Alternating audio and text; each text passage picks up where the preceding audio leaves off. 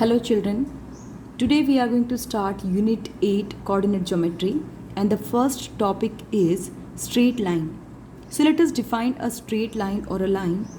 So in simple word we can say that a line is a collection of points, or we can also say a line is an endless one-dimensional figure that has no width. We can say it's a collection of points, or we can say that a line is it goes endlessly in both the direction. So line is an endless one-dimensional figure that has no width, only length.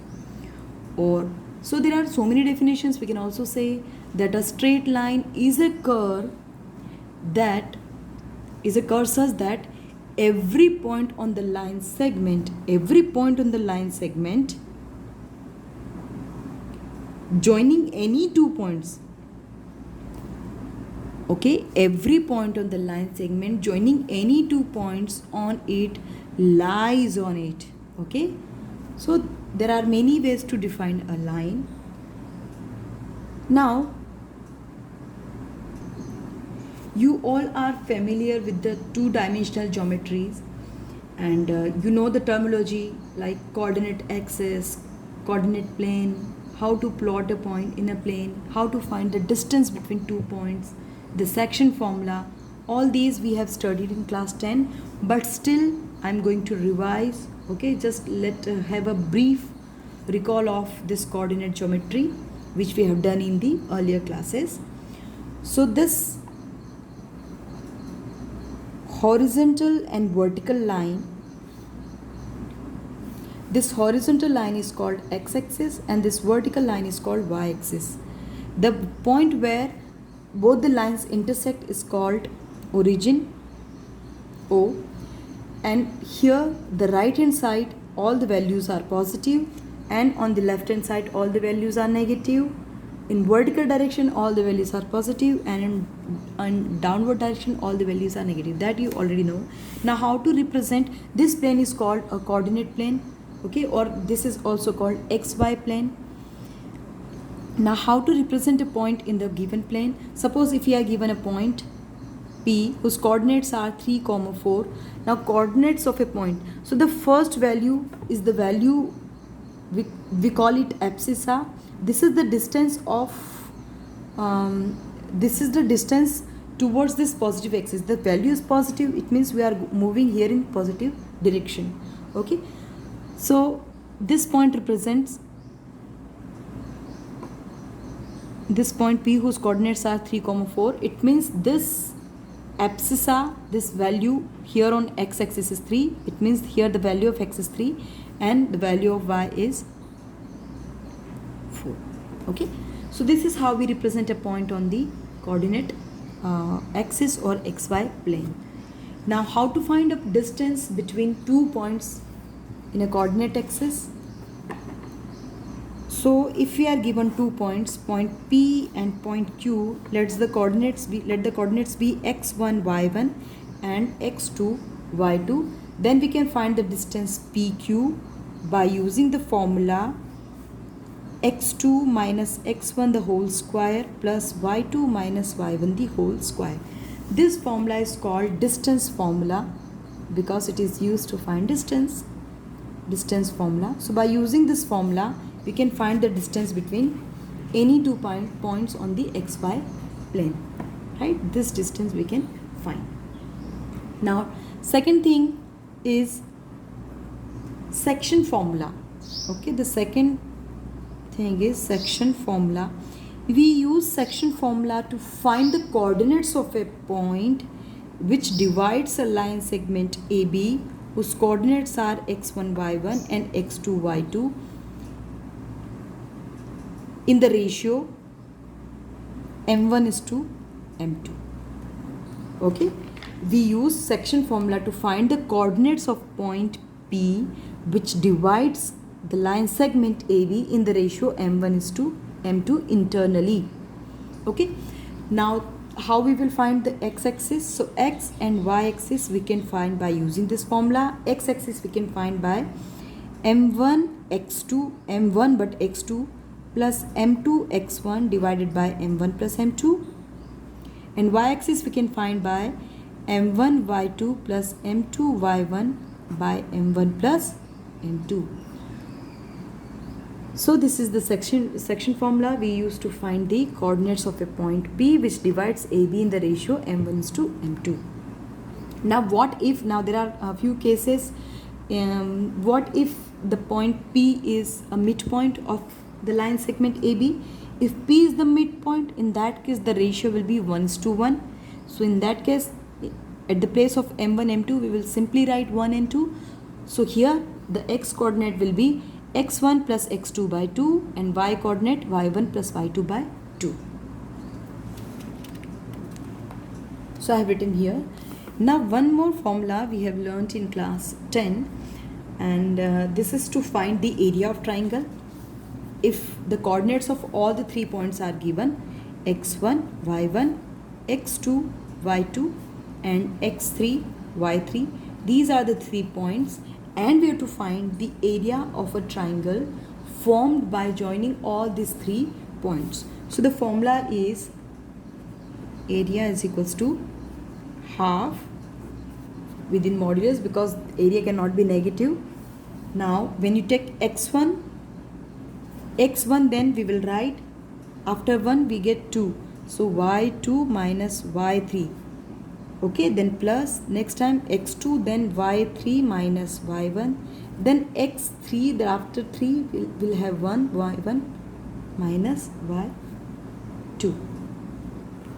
Okay, so this is the formula to find area of triangle if coordinates of the 3 points are given. Okay, now there is a remark or there is a note. If the area of the triangle is 0, area of any triangle, suppose triangle ABC, area of triangle is 0, it means that points are collinear. Collinear means in a line. All the 3 points are in a line. Okay, or vice versa, if 3 points are collinear, then we can say the area of triangle formed by these 3 points will be 0.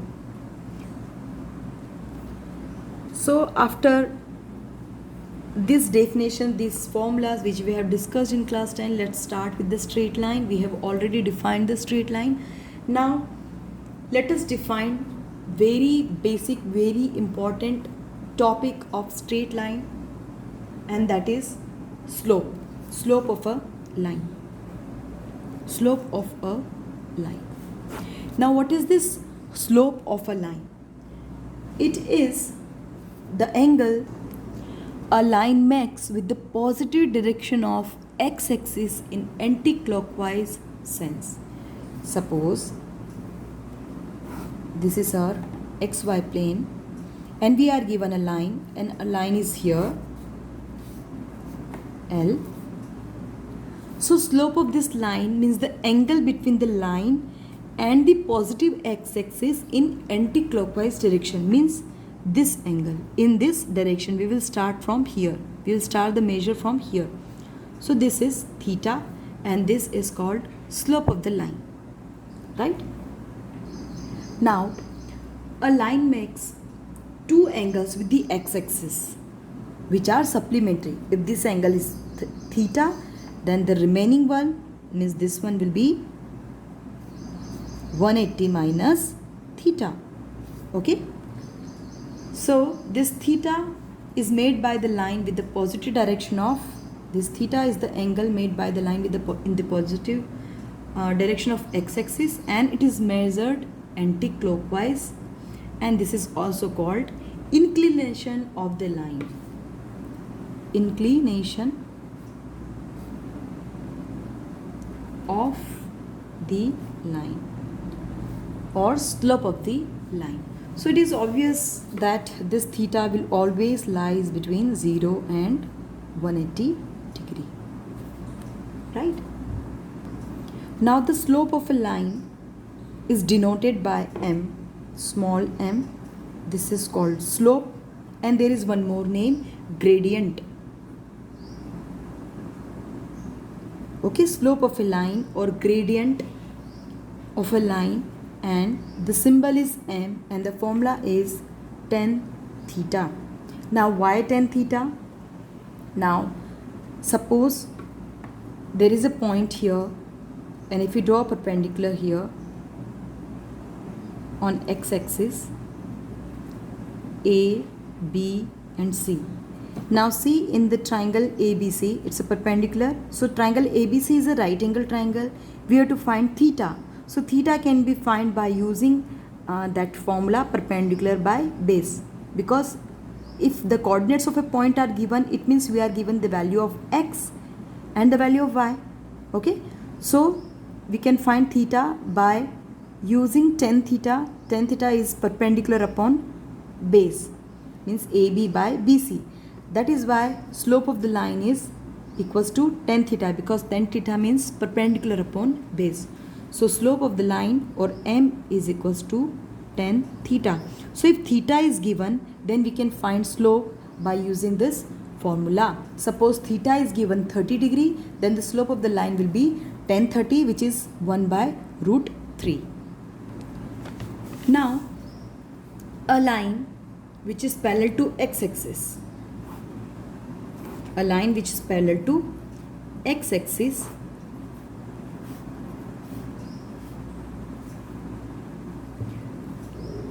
so this line L is parallel to x-axis, so it makes an angle of 0 degree with the x-axis. Okay, so in this case slope will be tan 0 degree, or M is equals to tan 0 is 0. So in this case slope is 0. Okay, here theta is 0, means this line L and x, they are parallel, they overlap each other. So that inclination, that angle formed with the positive direction of x-axis in the anti-clockwise direction is 0. So here slope will be 0. And if any line which is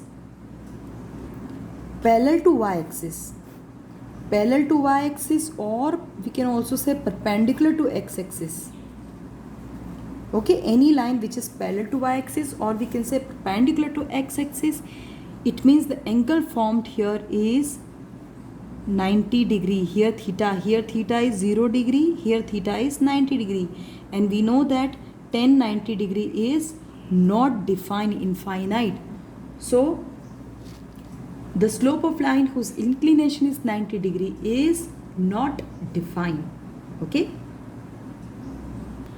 now let us solve question based on that formula, M is equals to tan theta. Here the question is, find the slope of a line whose inclination to the positive direction of x-axis in anti-clockwise senses, means that we are given theta. So here we are given different thetas and we have to find slope. So the first one is 60 degree. Here theta is 60 degree. We know the formula, M is equals to slope is equals to tan theta. It means tan 60 degree, and tan 60 degree is root 3. Second one is theta is 0. So when theta is 0, tan 0, we know tan 0 is 0 only. So here the slope is 0. Now the third one is 150 degree. Here theta is 150 degree. Tan 150 degree. In class 10, we know the values of theta up to 90 degree. We know the value at 0 degree, 30 degree, 45 degree, 60 degree and 90 degree. Now how to find this 150 degree? So in class 11, in pure maths, there is one chapter, trigonometric identities, means which science students, it's in pure maths. So in that chapter we learn the value of angle. Okay, the value of theta, the value of all this trigonometric ratio is a different angle. So here this, but in applied maths that chapter is not in the syllabus. So we only need to learn two formula, tan 90 plus theta, which is minus cot theta, and tan 90 minus theta, which is cot theta. Now how this cot theta minus cot theta came, for that if you want, I will make a separate video where we will discuss all the thetas. What is the value of sine 90 minus theta, sine 90 plus theta, sine 180 plus theta, sine 180 minus theta, and so on. Okay, so different values. So for that I'll prepare a video and I'll share later. But here we only need to learn two formulae. The first one is tan 90 degree plus theta, which is equals to minus cot theta, and tan 90 degree minus theta, which is equals to cot theta. Here minus cot theta and here cot theta. So this is how we can find this value tan 150 degree. So tan 150 can be written as 90 degree plus 60 degree. And we know that tan 90 plus theta is minus cot theta. Here theta is 60 degree. And cot 60, tan 60 is root 3. So cot 60 will be 1 by root 3.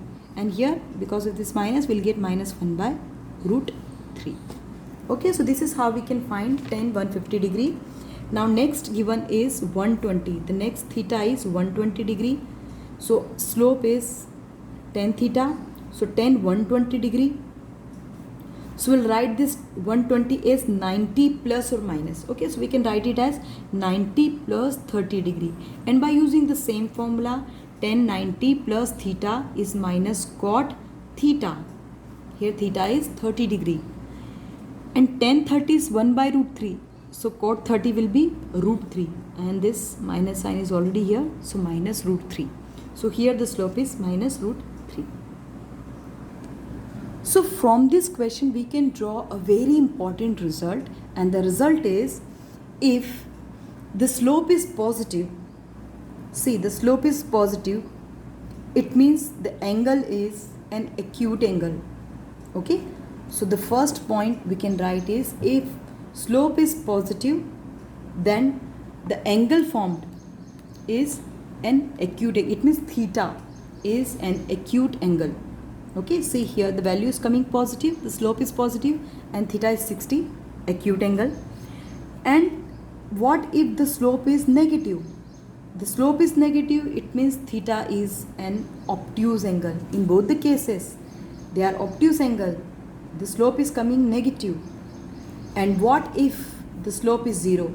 The slope is 0, it means the line is parallel to x-axis, or the line is x-axis itself. Okay, so the conclusion we can write here, slope and angle. So if slope is positive, it means angle is an acute angle. Slope is negative, the angle is obtuse angle. And slope is 0, it means the line is parallel to x-axis, or the line is x-axis itself. Okay, so this is very important result.